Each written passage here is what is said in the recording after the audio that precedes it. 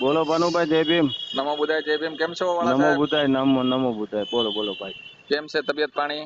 તબિયત પાણી તો સારી નરસી. અમારે તો હવે આમ એક બાજુ ઘરના બીમાર, એક બાજુ હું પોતે ઓલામાં આવી ગયો છું હા. પ્લેટલેટમાં. અરે યાર બહુ હા, તો મારી બેન ની તબિયત કેવી છે? એને ડાયાલિસિસ ચાલુ છે ભાઈ. ઓકે, કઈ નઈ, ધ્યાન આપજો. હા, એમાં તો છૂટકો જ નથી. હા હા.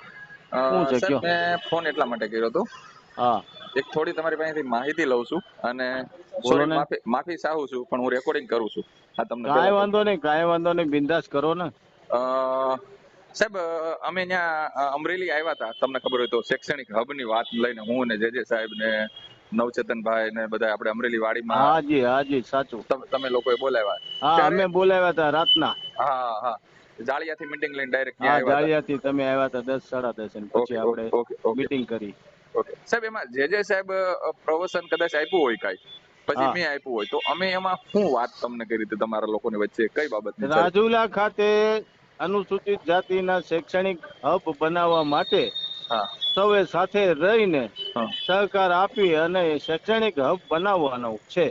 ઓકે, નીચે કઈ આ સામાજિક પ્રવૃત્તિ વાડી કે એવી કોઈ અમે ચર્ચા સાહેબ મેં નહીં, કરેલી? વાડીની કોઈ ચર્ચા જ નથી થઈ ને વાડી બાબતે અમને કોઈ નોલેજ નહોતું અને વાડીનો કોઈ પ્રલોભન નહોતું.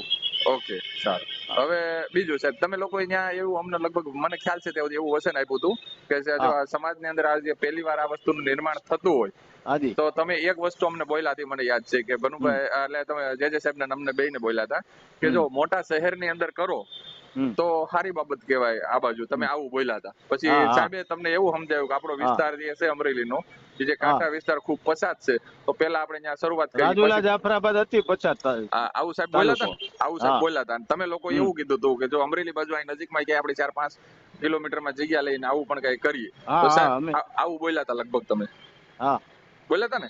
તો હાજી. તો સાહેબે એવું કીધું પેલા આપણે આનો આ કરીએ, પછી આગળનું હા, કઈ વિચારશું. તો ના એ પછી સમજ તમારી વાત સાથે. બરાબર, પછી તમે એવું પણ તમે લોકોએ નક્કી કર્યું, બઢિયા સાહેબ ને બધા તમે લગભગ તમે ઘણા આગેવાનો હતા, હા. કે કાંઈ વાંધો નહીં, જયારે તમે આવું સારું કાર્ય લઈને આવ્યા છે તો અમરેલીમાંથી તમે ઓછામાં ઓછા 20 થી 25 લાખની આશા રાખજો કે અમે આવું ફાળો હા તમને કરીશું. હા, બરાબર છે. આવું બોલ્યા હતા ને? હા, 25 લાખ સુધીનું ડોનેશન અમે અમરેલી તાલુકામાંથી મેળવી અને શૈક્ષણિક હબ બનાવવા માટે અમે અમારી રીતે આર્થિક અમારો સહયોગ આપીશું. ઓકે સાહેબ, ઓકે. હવે બીજું એ કહું છું સાહેબ, પછી આપણો કાર્યક્રમ આવી ગયો 29નો. હા. પણ 29 પહેલા મારા ખ્યાલથી, મને ખ્યાલ છે ત્યાં સુધી ઘણા વ્યક્તિને સાહેબે ફોન કર્યા હતા હમ કે આ ફંડ હમણાં નહીં આપતા, તો હમ આમાં કે વાળા સાહેબને કઈ સાહેબે જાણ કરેલી ખરા કે ફંડ હમણાં નથી જોતો એવું કઈ?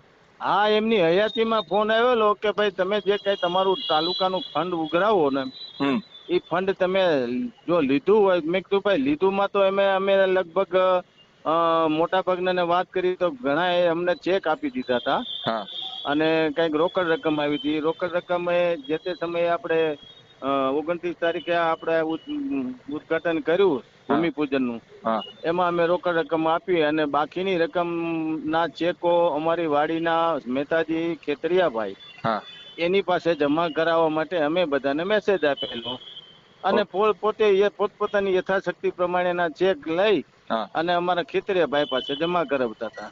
ઓકે પરંતુ જોગદિયા સાહેબે એવું કીધેલું હા કે ભાઈ હવે છે ને અમે જયારે માગીએ ને હા ત્યારે તમે આ રકમ અમને મોકલજો.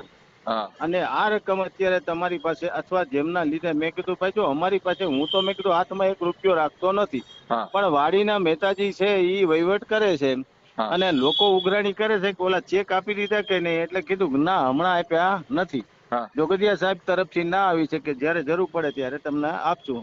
હા. તો બધાને પછી અમે એવું વિચાર્યું કે ભાઈ આ જેના ચેક આવે છે એને આપણે પરત કરી દઈએ ઓકે ઓકે અને સાહેબ, જરૂર પડશે. સાહેબ તો આ ચેક રિટર્ન જે તમે કર્યા ત્યારે જોગદિયા સાહેબ અહીંયા જ હતા કે સાહેબનું નિધન થઈ ગયું હતું? જોગદિયા સાહેબ હયાત હતા.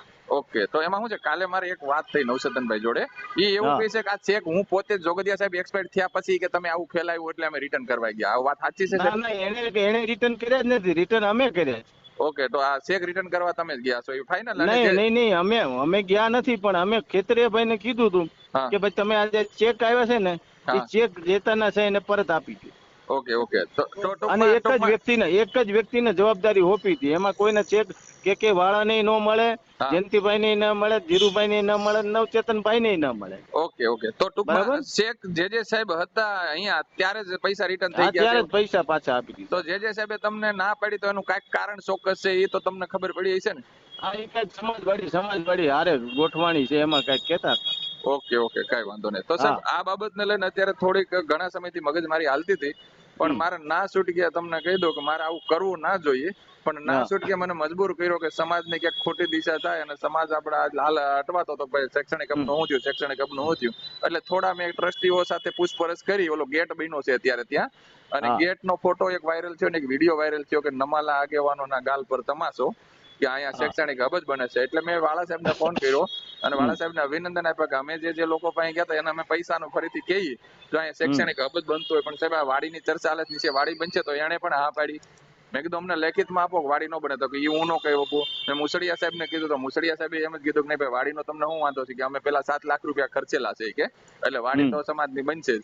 એટલે મેં એમને એવું કીધું કે સાહેબ વાડી જો બનતી હોય તો આપણે આ સામાજિક સમજૂતી કરીએ હવે કે હા. ભાઈ કે ભાઈ અહીંયા વાડી બનાવી તો તો આપણે અહીંયા શૈક્ષણિક વાડી બનાવો ને અહીંયા વાડી બને હબ માટે અલગ જગ્યા જમીન લઈ રાખો. હા, અને એ વટલો રસ્તો બરાબર છે. આપણે સમજૂતી કરીએ, આમાં કોઈ ઝઘડો કરવો નથી. આવી મારે સાહેબ હારે ચર્ચા થઈ. પછી નવચેતનભાઈ નો ફોન આવ્યો, એમાં અમારી 1 કલાકમાં ઘણી ચર્ચા થઈ. તો એ એવું કહે છે કે જે સાહેબ જ ઈચ્છતા હતા વાડી બને એને ડિઝાઇન મૂકી છે.